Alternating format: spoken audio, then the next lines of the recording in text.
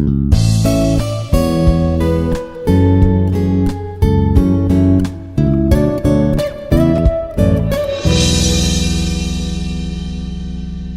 students, good morning. My name is Dr. Mallikarjun, working in Institute of Aeronautical Engineering in the Department of Information Technology.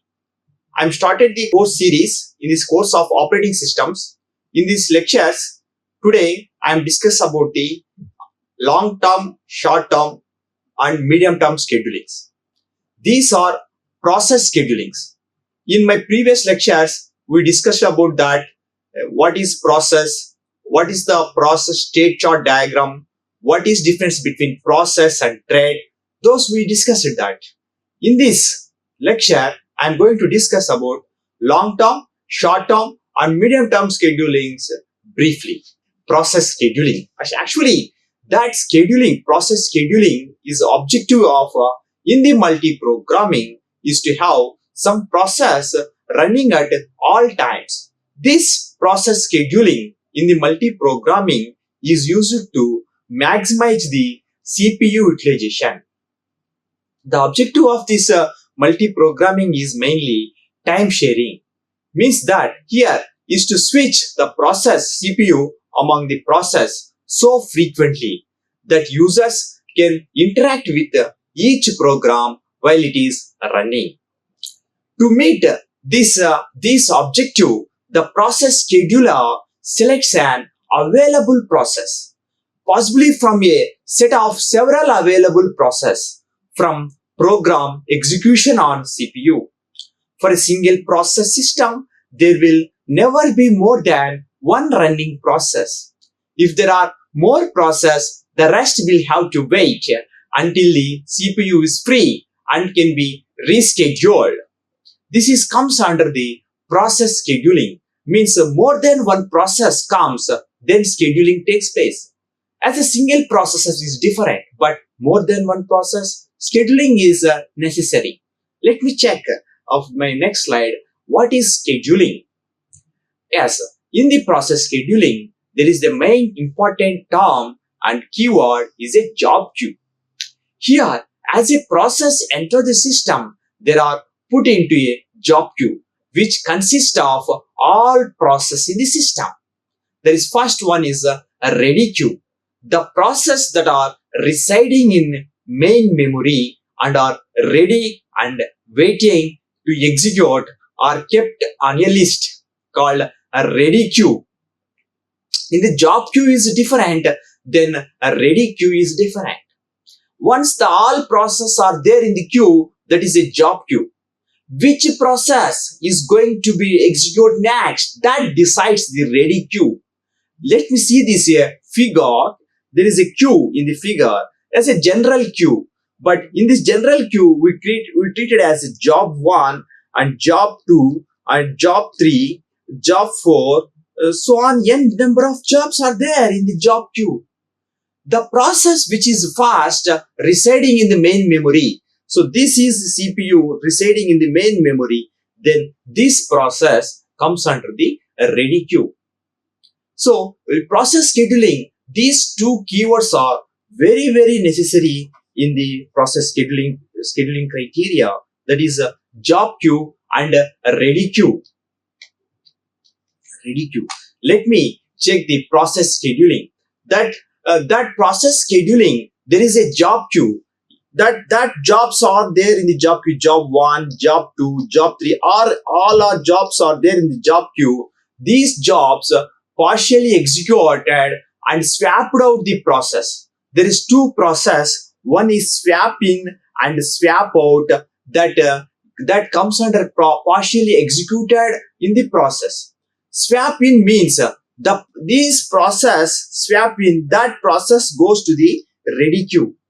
Once process completed their execution, it is swapped out.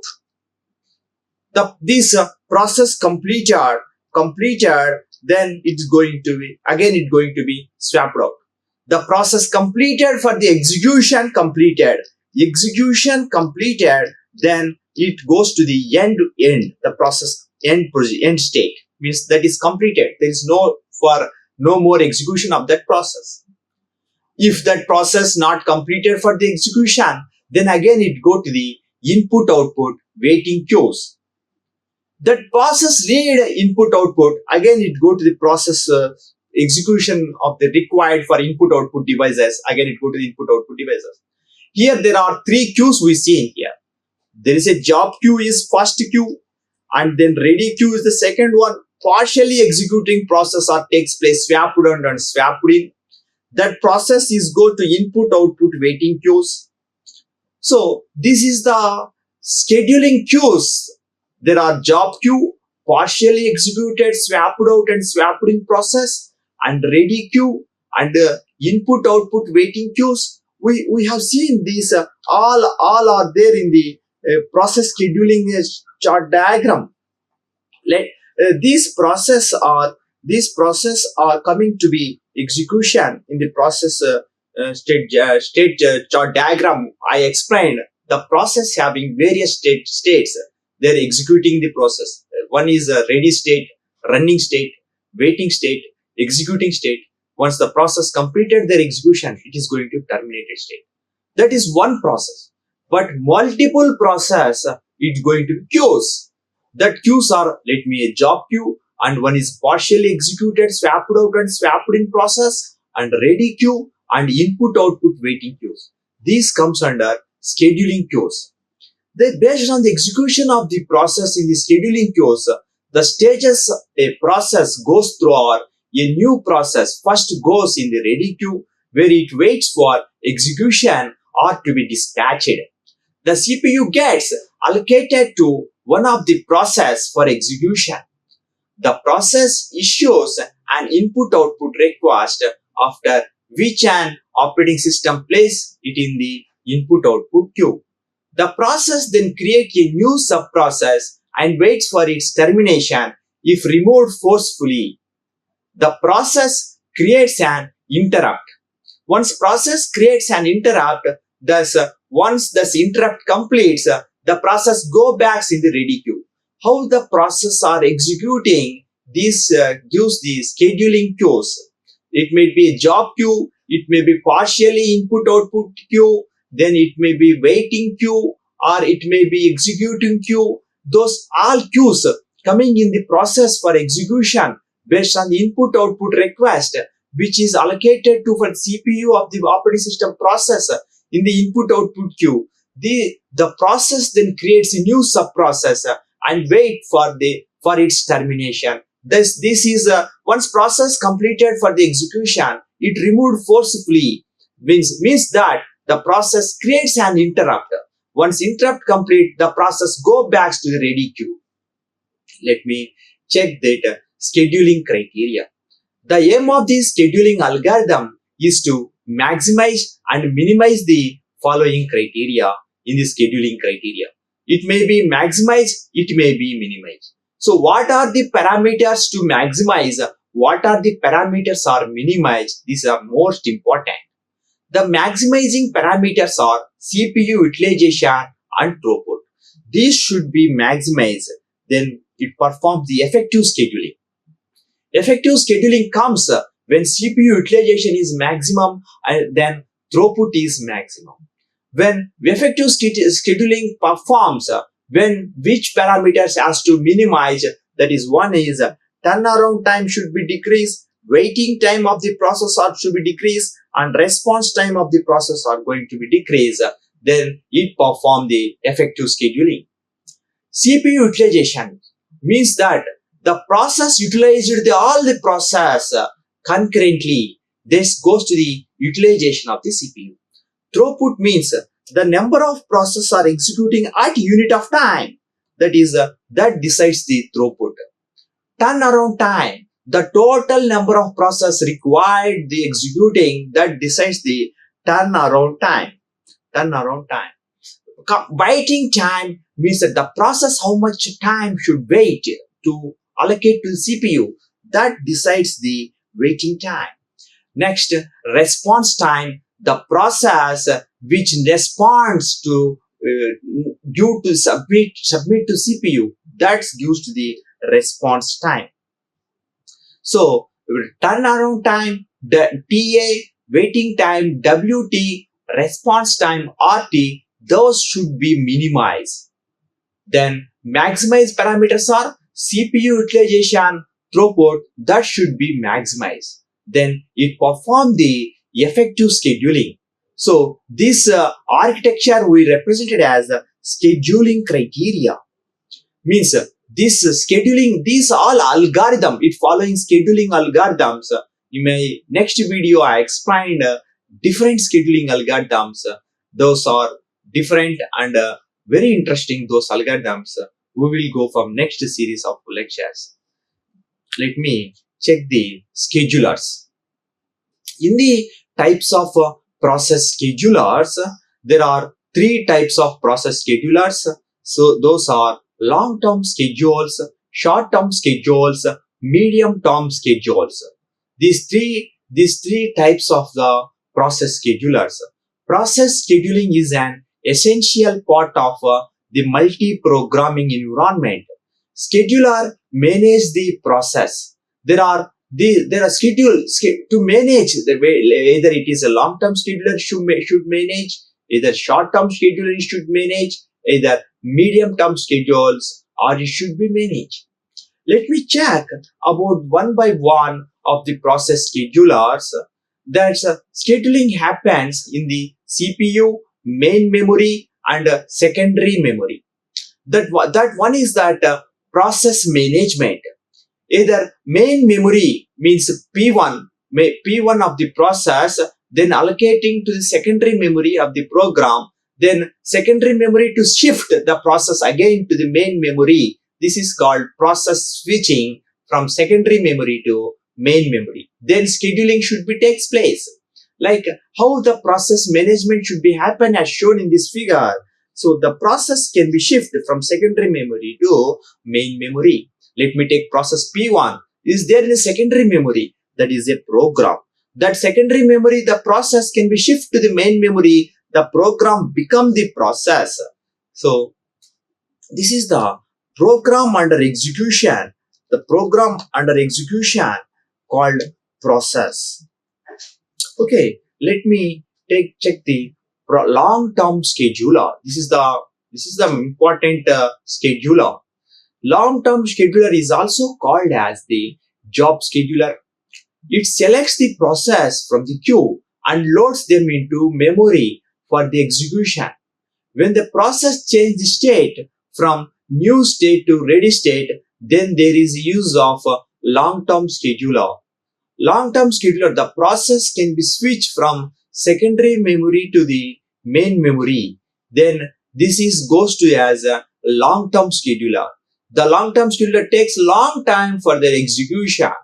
So the process wait for a long time in this scheduling process, long-term scheduler. It changes the state from new state to ready state. This is the long-term scheduler. The another name of the long-term scheduler is a job scheduler. Next, short-term scheduler. Short-term scheduler is a CPU scheduler. It is also called dispatcher. It selects a process from multiple processes that are ready to execute and allocates one of them to CPU. So, multiple processes that are ready to execute means that in the main memory, process P1, process P2, process P3, process P4.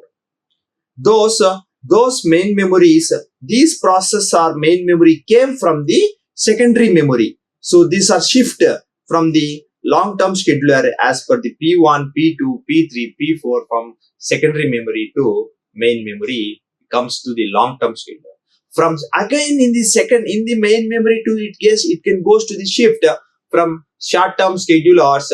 Again it goes to the short-term scheduling process. From secondary memory to main memory goes to the long-term scheduling process. So that's why this portion from main memory to shifting portion is short-term scheduler, and the secondary memory to main memory shifting is going to be long-term scheduling process. So short-term schedulers are effective. than long-term schedulers. Because short-term schedulers are effective, it is executing so fast. That's why short-term schedulers are called dispatchers. Short-term schedulers are called dispatchers. So long-term schedulers takes long time for the execution. So that's why long-term schedulers can be shift takes place from secondary memory to main memory. Coming to the medium-term scheduler. Medium-term scheduler is a part of this swapping. Some running process requires input-output operation. In this condition, process is suspended from the main memory and place it on the secondary memory. And then this process after while reloaded in main memory and continues from where it is stopped earlier. This technique takes place and swap in and swap out. So that comes under medium term scheduler. So sometimes from main memory to secondary memory, and again takes place from secondary memory to main memory. That's why it is two ways it is called. One is swap out and swap in. That's why medium term schedulers mainly goes to the swapping process. That process comes to the short term, again that process comes to the CPU, then it goes to the input output for executing. So input output keyboard are busy always. So that memory and places it on the secondary memory. So this process after while reloaded in the main memory and continue where it is stopped earlier. Coming to the main differences between long-term, short-term and medium-term schedulers, individually we will check this table. This table mainly are three schedulers: long-term schedulers, short-term schedulers and medium-term schedulers discussed briefly in this table. Long-term is also known as job scheduler. It's a very important point what we discussed. Short-term scheduler as a CPU scheduler. It's a very effective scheduling and very fast scheduling. This short-term scheduling takes place from main memory to CPU. Long-term scheduling takes place from secondary memory to the main memory. Let me take medium-term scheduler is a swapping scheduler. There are two techniques takes place here: swap out and swap in. Both comes under medium-term scheduler. Both should be takes in the secondary memory to the main memory. One takes swap out and swap in. Let me take second point. This first point, second point. It is either absent or minimal in a time-sharing system. It is a significant in short-term scheduler, significant in the time-sharing order. Medium-term scheduling is an element of time-sharing system. Third point. Speed is less compared to the short-term scheduler. In short-term scheduler, speed is the fastest compared to short-term and medium-term scheduler. Medium-term is offers medium speed. Coming to the fourth point, long-term scheduler allow you to select process from the loads and pull back into the memory. Short-term, it only selects a process that is in a ready state of the execution. Medium-term helps you to send process back to memory. Its long-term scheduler offers full control, and short-term scheduler offers less control, and medium-term scheduling reduce the level of the multi-programming. This is the fifth point. This is very important point. This is full of control in long term, but not that much control should be takes place in the short term. But it reduces the level of the multi-programming. So these are the in detail discussion of long term, short term, medium term scheduling shows in this table. Okay, let me check these term schedulers I collected from Abraham Silver's grabbed Galvin book by the operating system principles. And also, I collected the figures from William Stalling's textbook. This textbook gives the operating system's internals and design principles. It is authored by William Stalling, publishers Pearson Education, 6th edition. Okay, students, we will see the next lectures of what are the schedulings it gives to the scheduling process in detail, algorithms of the process schedulings. We will see in my next lecture. Thank you. Like, share and subscribe. Hit the bell icon for more updates.